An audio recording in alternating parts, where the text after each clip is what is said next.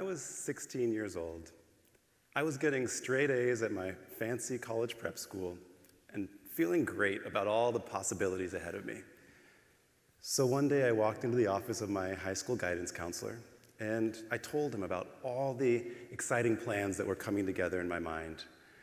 I told him how I wanted to move to the great city of Chicago, where my brother was living at the time, and start a whole new life.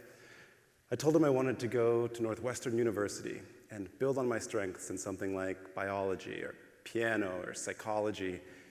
It was all just a path that felt so right to me in my bones. The guidance counselor was this quirky, older white gentleman I remember really well. In response, he looked directly at me and he said, "Well, it's a nice plan, a great school, but it costs a lot of money and they don't let a lot of people in." And that was pretty much the end of the conversation. I walked out of that office knowing I had a lot of other support in my life. I put the conversation to the side and kept moving forward, but it stuck with me.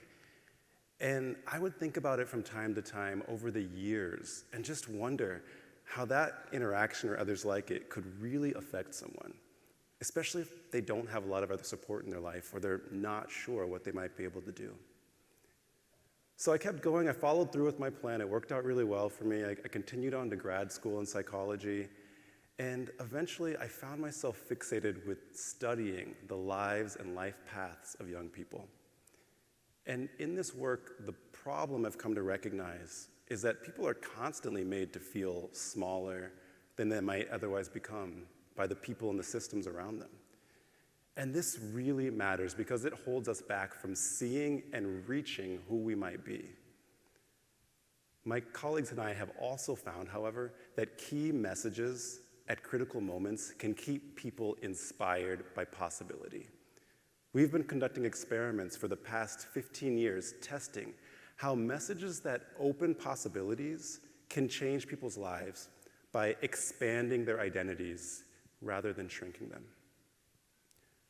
And when I say identities, I mean all of the ideas that you have about who you are or who you might be. This includes the groups that feel really core to who you are, which we call social identity, like your family can be a part of your identity, or your race, your ethnicity, your economic status. But identity is more than just all these ideas about who we are right now. It's also your ideas about who you might become in the future, which we call future identity. And all these different parts of identity are constantly being shaped by the environments that you find yourself in, by the things that you go through, and by the messages that you take in. These messages can either shrink your identities and make you feel smaller, or they can expand your identities to bring more possibilities within reach for you to then work towards. So to make all this as clear as possible, let's imagine together a specific 11-year-old kid. Let's give him a name. We can use my brother's name and call him Reggie.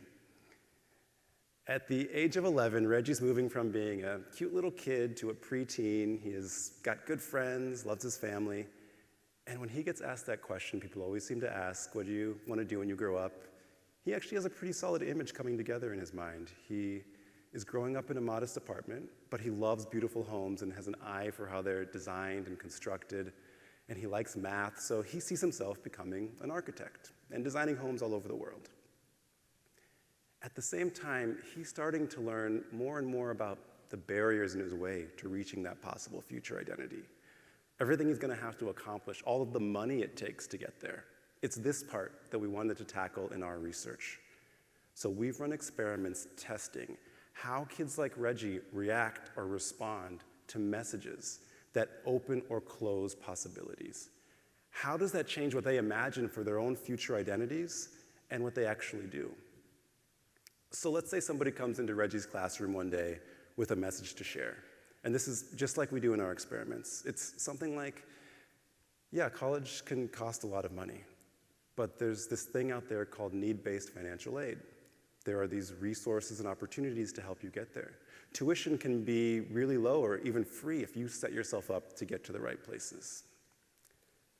Our experiments show that getting that message changes how Reggie responds to the question of what do you see yourself doing later in life. All of the possibilities that probably require college, like becoming an architect, become bigger in his mind, And he becomes 30% more likely to see that for himself and give that type of response, compared to if he just gets a message saying, here's the cost of college, end of story. What's really interesting on top of that is that the message that opens possibilities does more than just change what Reggie imagines. It changes what he actually does to get there. Our experiments show that after getting that message, he plans to spend twice as much time on homework the following night. And he ends up 7 times more likely to actually complete and turn in a real assignment that the teacher hands out the very next day. So this is all when he's just 11 years old. So let's follow this a little bit further to when he's now 15 years old. He's in the middle of high school and still really excited about this possibility of architecture in his life because of the messages he's been getting, opening the possibilities and the things he's been doing as a result of them. At this age, he's becoming more and more attuned to what we call different levels of status between him and other people and groups in society. Who seems to have more stuff, have nicer clothes, more expensive homes. Ultimately, he's picking up on whose lives and identities seem to be setting them up for all this success that everybody seems to want. So what we wanted to know in our studies is how are the messages that he's getting at this point about his own identities, who he might be now or in the future, changing the extent that it feels still worth it to keep working towards this long-term goal. So let's say somebody comes into his high school classroom with a message to share. It could be a counselor or a teacher. Again, just like we do in our experiments. But this time it's a message specifically about his identities. It's something like, you may be noticing that there are some people and groups in society who seem to have more money or seem to be better set up to succeed in life. But actually, those people and groups that are seen as having less and having to work more for things, they gain some specific advantages because of that experience. That type of social position leads people to develop all sorts of strengths and skills and perspectives and connections that are really key to contributing to school and society. What we find and replicate in multiple experiments is getting that message that you might be a person with special strengths because of your identity leads Reggie to feel better about who he is and his chances in life. And this is above and beyond just some general positive, you can do it type of message. It's the specific connection between his identity and those strengths that's especially powerful. For example, he starts to reflect and he realizes that he has to work a lot to help to contribute to the family, and he has to take care of his brother all the time while his mom is working late, so he's become really good at time management and still getting everything done. It's these types of realizations as a result of the message that lead him to have a significant boost in his self-esteem compared to if he didn't get that message. But it's not just that empty self-esteem. What's again interesting is that he becomes more inspired, and he becomes almost 10% more likely to continue working and persisting every time he runs into difficulty in a challenging school task or assignment compared to if he didn't get that message. And that increase in persistence pays off. Over time, it's connected to his grades staying high or improving throughout high school, which is very different from the normal trajectory of most students' grades slowly going down a little bit as high school goes on. So that shift keeps his goals within reach for longer. And it takes us to 4 years later. He's now 19 years old. He kept going on in school because of these messages, building up his identities and the things that he did as a result of them. And he finds himself in this exciting and scary new world of college. He's feeling a little bit uncertain. As he looks around, he's hearing other students use words he's never heard before with confidence. They're talking about their trips to Europe and all over the world, so he's really looking for some kind of message about how his identities are seen in this new environment. So let's say he's in the dining hall one day early on. He doesn't know a lot of people yet, so he overhears a group of older students sitting nearby, and they happen to be older students coming from a wide range of backgrounds. And he hears them talking about the financial aid they're receiving and how they feel supported at the university. He hears some of them saying they realize they're coming from homes and neighborhoods that aren't the same as many of the wealthy students who seem to be around, but it's turning out to help them. They know a little bit more about how to handle the tough situations that come up during college. They know a little bit more about real-world issues and topics.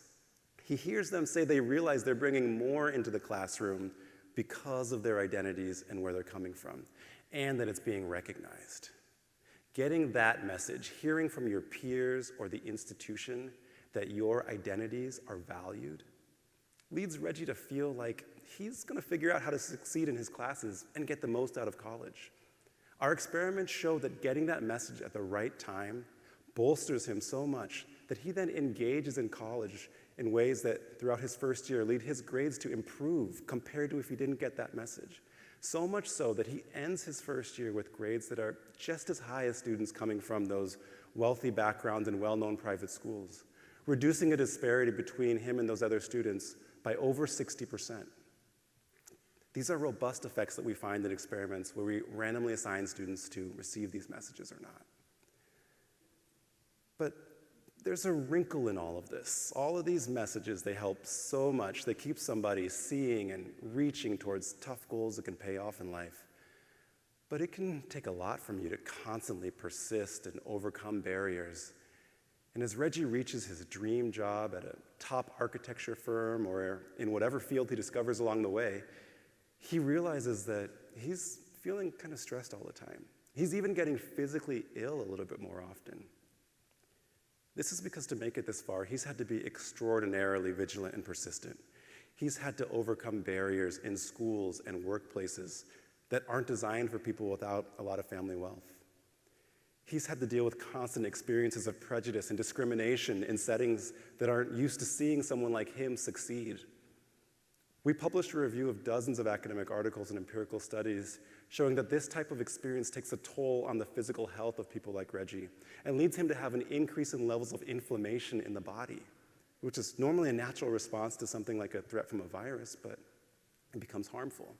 And over time leads him to have an increased risk of heart disease, cancer, other chronic long-term illness, compared to if he weren't striving in this way. So in the end, is it even all worth it? Well, I do think that it is, because our experiments in collaboration with Health Research Labs show that there are ways for him to work towards these goals and maintain his health at the same time. Let's go back to when he's in college, overhearing that group of students talking, and say he actually is able to jump over to connect and make that new group of friends.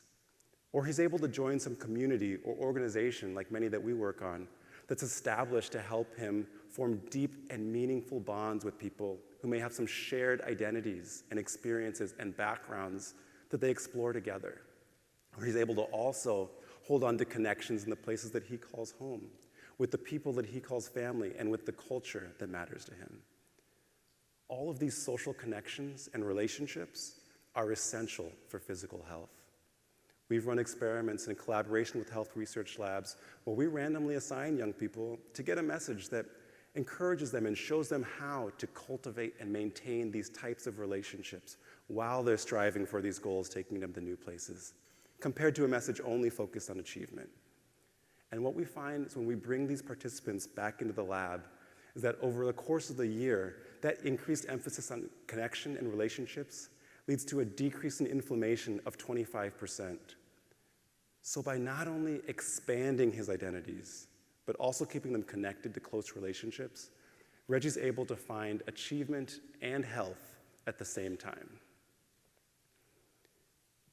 Now, my actual brother Reggie had a very different life path than the imaginary 11-year-old kid that we just followed. His life ended when he was struck and killed by a drunk driver almost exactly 10 years ago. He was just a couple of years older than I am now. I really looked up to the life that he was able to build. It was full of joy and community and success, doing what he loved. But he had to find all of that despite not receiving any of these messages we've been talking about in schools, building up his identities or opening possibilities. I never had the chance to ask him how he felt about all of that, if there were any possibilities he felt like he let go of, or if it all just seemed harder than it needed to be to find his way. What if these schools and systems that we're in as we're growing up actually supported everyone's vision and potential? What if they actually encourage people to see that there is a path to the goals that they're working towards, and that there are ways that the circumstances of their lives, whatever they may be, are setting them up for success as they see it, building up their identities rather than shrinking them? These types of messages can be embedded in the ways that we teach important and challenging topics in areas like science, language, math, the arts, history. They can be central to out-of-school activities like mentoring programs and enrichment programs. These messages can be backed up by the policies that are necessary to make the financial resources that you need to reach these goals actually available for every kid without taking on crippling debt. In the meantime, as we continue to push for the systemic changes that would be necessary to make these types of messages just feel common, we also each have power as individuals. I'm thinking about you as parents, as coworkers, as leaders, as friends. Taking the time to show someone that you see who they are, you see who they could be, and that there is a path to the life that they're imagining for themselves. That message from you could lead someone to hold on to what keeps them going for just one more day.